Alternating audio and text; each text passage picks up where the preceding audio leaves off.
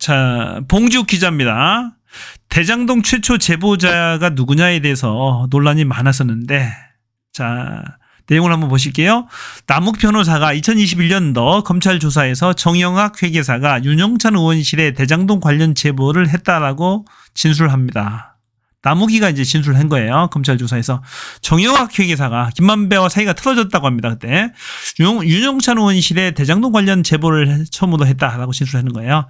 2021년도 9월부터 본격 시작된 언론의 대장동 보도 소스 중에 일부는 이낙연 캠프에서 나왔다. 고 기자들은 말한다. 청와대 민정수석실 쪽에서도 소스를 제공받았다. 기자들 얘기가 그렇다는 얘기예요. 청와대 민정수석실 그리고 이낙연 캠프였다. 자, 윤영찬 의원실도 이낙연 캠프죠, 여기도. 근데 이제 정영학 회계사가 윤영찬 의원실에 대장동 관련 소스를 줬다라는 얘기예요. 자, 이때부터 이제 이재명 대표 악마화가 시작됩니다. 이재명 대표가 대장동 사건의 몸통이다. 얘기입니다. 돈을 받았다, 몸통이다. 이런 거예요. 자, 그래서 이재명 대표가 대통령 선거에서 이제 패배하게 됐잖아요. 결정적으로 그 대장동 사건 영향을 미쳤어요. 그런데 조사를 다 해보고 나니까 누가 범인이었습니까? 검사들, 50억 클럽의 검사들, 그다음에 판사들, 또 이제 언론사 사주들, 이런 사람들이 다 범인이었잖아요. 기자들도 많이 받았고 이것저것.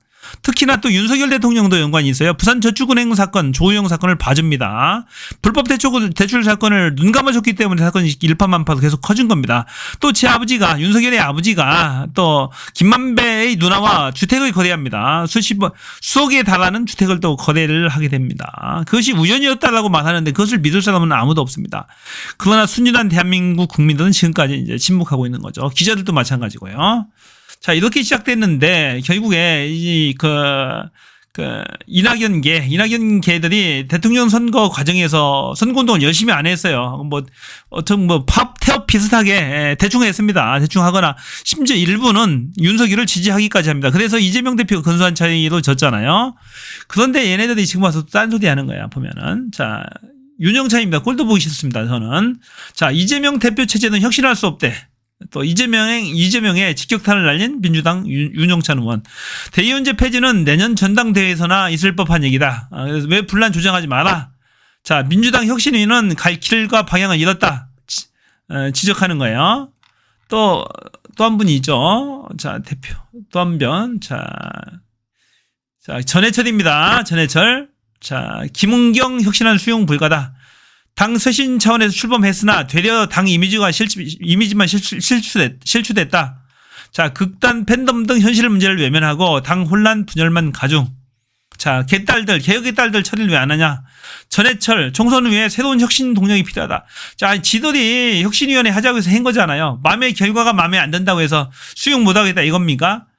그러면 이것도 싫고 저것도 싫고 이재명 대표도 말도 안 듣고 그러면 어떡할 거예요?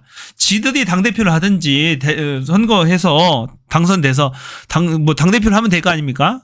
아니면 탈당을 하든지 하면 되는데 아무것도 않고 불만만 자꾸 언론 나와서 분당질만 하고 내부 총질만 하는 거예요. 얘네들은.